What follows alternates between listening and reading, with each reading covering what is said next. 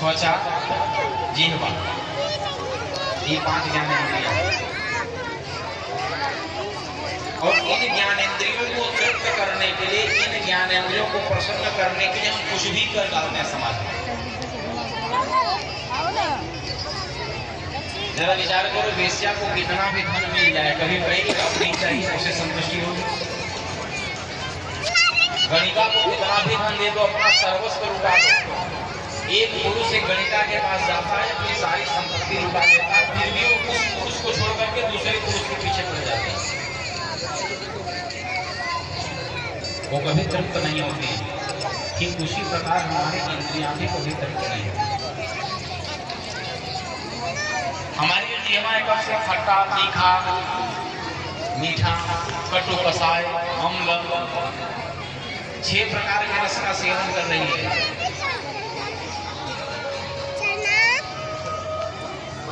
कभी किसी का मन भरा तो रसगुल्ला नहीं खाएंगे?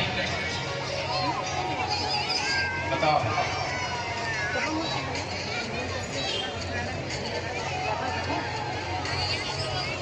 और लोगों के तीखा चटपटा खाने की आदत न हो महाराज, तो सारे फुल्की चाट वालों का ठेला तो नहीं होगा। कितनी भीड़ लगती है देखो।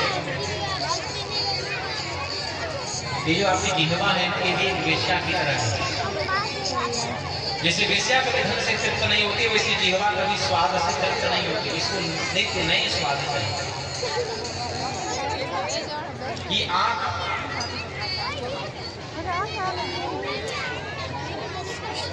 सोचो, किसी का उम्र 20 वर्ष है, किसी का 60 वर्ष है, किसी का 40 वर्ष है। आपने इतनी दुनिया देखा, कभी दुनिया को देखने से जी नहीं होता? अब ये दुनिया न देखे हम, अब ईश्वर को देखे, परमात्मा को देखे। लेकिन महाराज दुनिया को देखने के लिए चश्मे बनवा लेते हैं तो हर 6 महीने चेंज होता रहता है। बताओ भैया, हाँ कि ना? दुनिया को देखने का बहुत शौक है। ये दुनिया दिखती रही, ये दुनिया वाले दिखते रहे। जरा विचार करो, कभी ईश्वर में दिख जाए ऐसा भाव है क्या? ईमानदारी से फिर अपने कलेजे कहाँ पर पूछो अपने आप से, आज मुझे कृष्ण का दर्शन हो जाए, मुझे राम का दर्शन हो जाए, शिव का दर्शन हो जाए, ऐसा कभी भाव आया?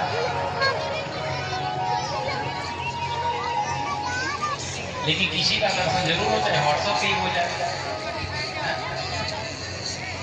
तो नहीं, हमारा नेत्र कभी दुनिया को देखने से तृप्त नहीं हुआ, नाक कभी सुगंध लेने से तृप्त नहीं हुआ, त्वचा कभी स्पर्श करने से तृप्त नहीं हुई।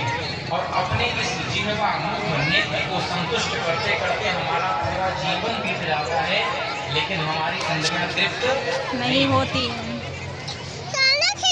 हम लोग सब धुंधकारी की श्रेणी में हो गए नहीं? हम सब धुंधकारी जा रहे हैं। तो इन समस्त इंद्रियों को समेट करके परमात्मा में लगा देना, ये भागवत श्रवण है। अपनी इन चंचल इंद्रियों को, मनोवृत्तियों को रोको।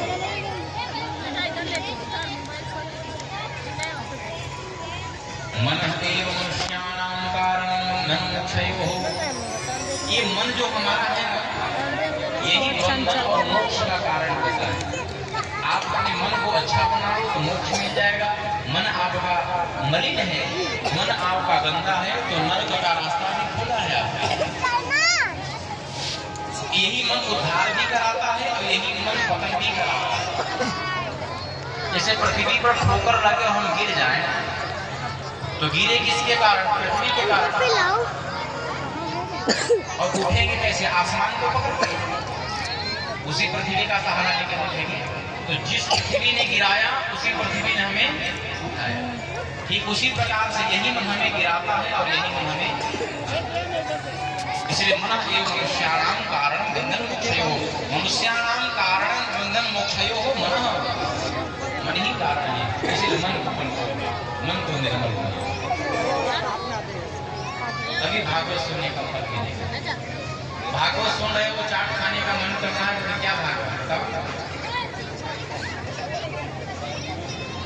ये जिह्वा है, जिह्वा कभी तृप्त नहीं हुई है और ना कभी तृप्त होगी। इसलिए इंद्रियों को रोको। धुंधकारी की कथा का यही फल है, यही संदेश है, यही मैसेज है। इंद्रियों को रोको। इंद्रियां तो रुक नहीं सकती। जैसे नदी का प्रवाह रोका नहीं जा सकता, लेकिन दिशा परिवर्तन तो किया जा सकता है। पिछले वर्ष महाकुंभ लगा तो गंगा जी की धारा को ही लोग मोड़ दिए और संगम कहीं से कहीं और बना दिए थे। जो लोग प्रयागराज गए हैं जानते होंगे। तो इंद्रियों को रोक नहीं सकते, लेकिन संसार से हटा करके परमात्मा के ऊपर अपने इंद्रियों को लगा सकते हो। महाराज इंद्रियों से कैसे परमात्मा की सेवा होगी? तो देखो जिह्वा से भगवान की सेवा हो सकती है। अ से लेकर के ज्ञ तक के जितने अक्षर हैं उससे मंत्र भी बनते हैं और गाली भी बनती है। और वहाँ की ना हाँ तो ऐसे ऐसे गाते ऐसे ये सूत्र याद रखो हमारी कथा। जितनी भी गाली बनी है अच्छी क्वालिटी की वो तो मंत्र में बोल नहीं सकता। उसमें सब अ से लेकर क तक के ज्ञ तक के अक्षर हैं और इंग्लिश में तो ए से लेकर Z तक के। तो उन्हीं अक्षरों से मंत्र भी बनता है और उन्हीं अक्षरों से गाली भी बनती है। अब आप अपने जीवन में कौन से अक्षर का संयोग करना चाहते हो, गाली वाले अक्षर या मंत्र? इसलिए हमारे साधकों ने गाया कि कैसे इंद्रियों से परमात्मा, देखो परमात्मा की सेवा करने के लिए धूप दीप नैवेद्य अगरबत्ती की आवश्यकता नहीं, ये तो बाह्य वस्तुएं हैं।